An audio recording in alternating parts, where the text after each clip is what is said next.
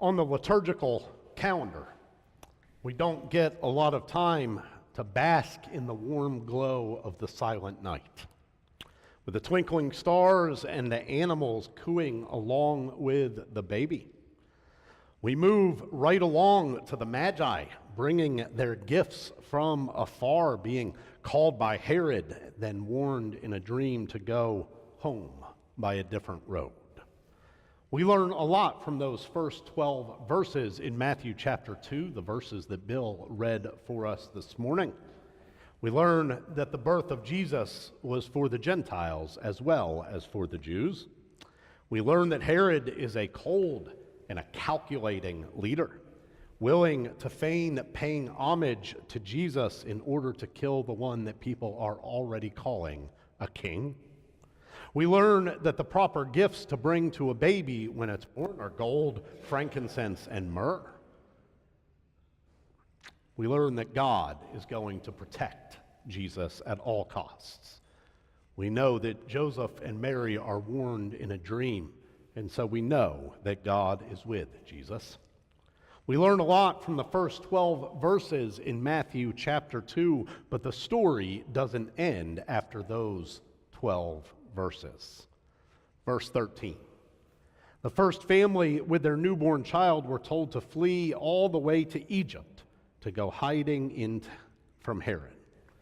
So yes, they were refugees, fleeing from Judea, escaping into Egypt, getting away from an authoritarian regime. They were seeking shelter in a foreign land. Which brings us to verse 16 of our text for today. Listen again. When Herod saw that he had been tricked by the Magi, he was infuriated. And he sent and killed all the children in and around Bethlehem who were 2 years old and under, according to the time that he had learned from the Magi. Herod was so threatened by the birth of this child that he sent soldiers to Bethlehem and found any child 2 years of age or younger and had them killed. Which is when the writer of Matthew repurposes a text from Jeremiah chapter 31. A voice was heard in Ramah, wailing and loud lamentation, Rachel weeping for her children. She refused to be consoled because they are no more. In due time, Herod dies, and the family are told that it is safe to return from Israel, but then they detour and go into the land of Galilee and finally settle down in a little town called Nazareth. So much for the silent night. We know that the story of Matthew chapter 2 is not just a few weeks or months, but rather covers years of Jesus' young life. We know that Jesus' young life was tumultuous, that it was probably traumatic, not just for him, but also for his parents. I think about that time after Jesus was sent into Egypt with his family, and I often wonder to myself how many people helped the family along the way during those years without having any idea that they were helping the very Son of God, that they were helping the second person of the Trinity incarnate in the man of Jesus. I wonder how many people gave just a bite to eat or somewhere for them to lay their heads. Something just to make their lives a little bit easier for these refugees who were sent into a foreign land. A voice was heard in Ramah, wailing and loud lamentation, Rachel weeping for her children. She refused to be consoled because they are no more. When you take the four Gospels, the four birth narratives, and you try to put them together into one story about Jesus and his early years, it is so easy and so tempting to focus on the serene, the shepherds in the field, the angels in the sky, the sheep and the magi and their gifts, and Mary pondering things in her heart. Or for us, the kids in the pageant in their costumes, The amazing choir singing for us just the other night, the candlelight and silent night, trees and eggnog and presents under the tree. So tempting and so easy to focus on all of that. After all, it's a wonderful story, accompanied by a wonderful time in the year. And that's okay. I'm actually not against us taking the opportunity and the privilege to stop and to close out the darkness and just focus on the light for a little bit. That's a positive, I think, mental health and spiritual health thing for us to do. As many of you know, the first few days after Christmas in my house are very, very important to us. We turn off all of the lights, we put the phones away, and we have a Star Wars marathon. We watch from beginning to end, all of the movies. And don't get me wrong, the movies are incredible, and they are actually very instructive for life and faith, so you should all go and watch them, but really it's just about the six of us being in a room together for a few days, spending time with one another, laughing and bickering a little bit and eating and then laughing again and then eating some more, closing out the rest of the world. I endorse that. But just like in the Gospel of Matthew, that really can't last very long because the world comes knocking. One of the most disturbing texts in the Bible is on the lectionary for this first Sunday of Christmas, and we just heard it in Matthew chapter 2. It's become known as the massacre of the innocents, and preachers tend to avoid it like the plague.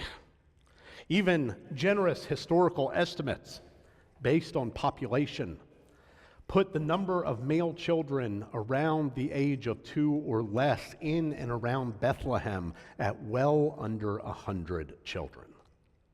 Probably more accurately, around the same number as those slaughtered at Sandy Hook in just one school shooting. Best estimates put the number of children killed by the cuts to USAID in 2025 just over 400,000 children. If we call Matthew 2:16 the massacre of the innocents, what do we call the cuts to USAID, I wonder? If we call Herod a petty tyrant and a mass murderer, what do we call those who made those cuts, I wonder? A voice was heard in Ramah, wailing and loud lamentation, Rachel weeping for her children. She refused to be consoled because they are no more. So much for the silent night, 100 or less, 400,000.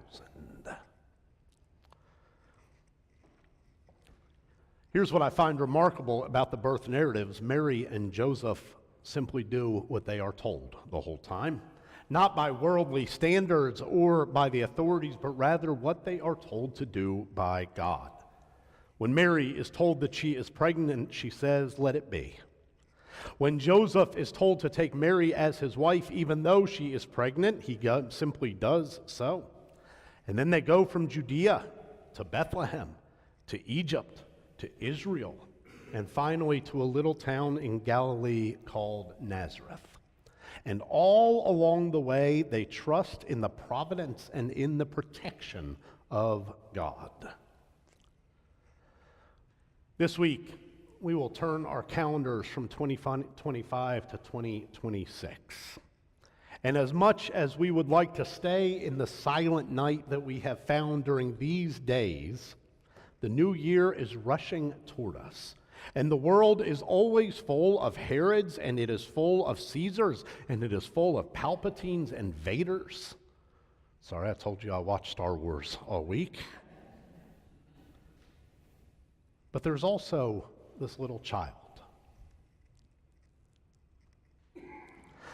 This Son of God, this light that is shining in the darkness. And the message for us this morning is that that light was born for more than just a silent night. The light of Jesus Christ, the incarnation of God, was brought into this world for more than just one holy night.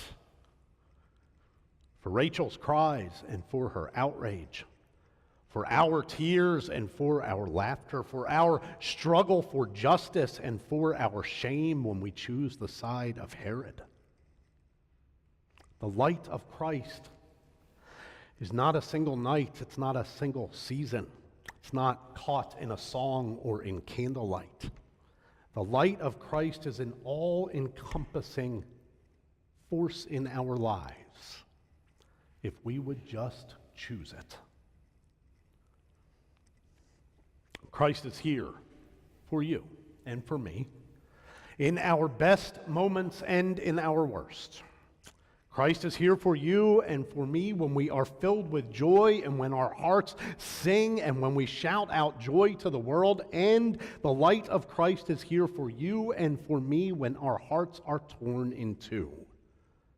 Christ is here for us all year long. No matter how many Herods there are in this world, the light shines in the darkness and the darkness does not overcome it.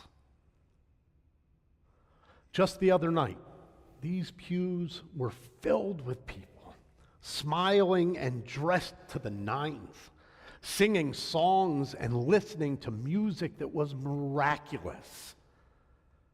And then it got quiet, and the lights went down. We lit our candles, and we sang Silent Night together. And that feeling of the presence of God filled our hearts in ways that are beyond description. And my prayer for us as we leave this 2025 and head into 2026 is that we will be reminded that it's not just in moments like that that God fills our hearts, but rather it is in every moment when we are afraid and alone and scared, when we are fighting out against the Herods in our world, that Christ is right there with us, and that light can carry us through, if we just choose it. I make no promises about the year to come. I know that in the year to come we will have moments to celebrate together, and we will find moments to weep together. We will find moments to be joyful together, and we will find moments to be outraged together. We will find moments for every range of emotion you can imagine. But my promise to you is this, that in the midst of it all, that the light of Christ will shine and will guide the way if we will just trust that God is leading us where we need to be. Maybe it's a little town called Nazareth. Maybe it's somewhere else. But God is in the midst of all things. This Christmas season, as 2025 comes to a close, and in the new year, as we seek to share the light of Christ with all whom we encounter. This child has been given to us. It's ours to unwrap and share with the world. Let it be so. Amen.